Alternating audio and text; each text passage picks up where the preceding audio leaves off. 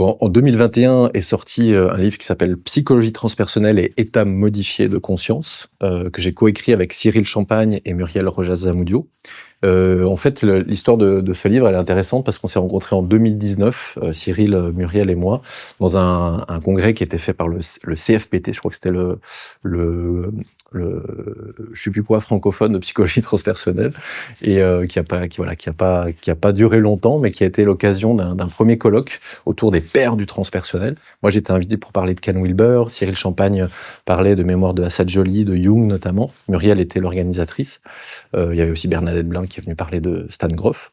Et voilà, on a discuté. En fait, on avait le sentiment vraiment qu'il n'y avait pas encore de livre francophone sur la psychologie transpersonnelle qui parle vraiment, qui mettent l'accent vraiment sur la dimension académique de ce mouvement-là.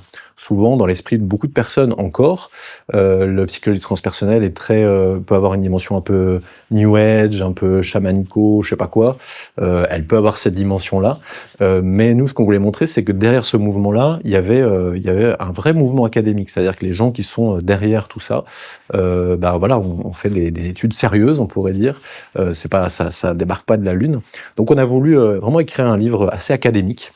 Du coup, c'est vrai que la lecture peut être un peu rigoureuse à certains moments, mais pour vraiment montrer toutes les racines, de ce courant-là, des pensées. Donc, il y a toute une partie comme ça très théorique, et puis une autre où on explore les différentes voies, parce qu'elles sont vraiment multiples. Comment se décline dans la pratique la psychologie transpersonnelle. Donc voilà, on a voulu donner corps, donner légitimité peut-être, légitimité encore supplémentaire à ce courant qui nous tient beaucoup à cœur.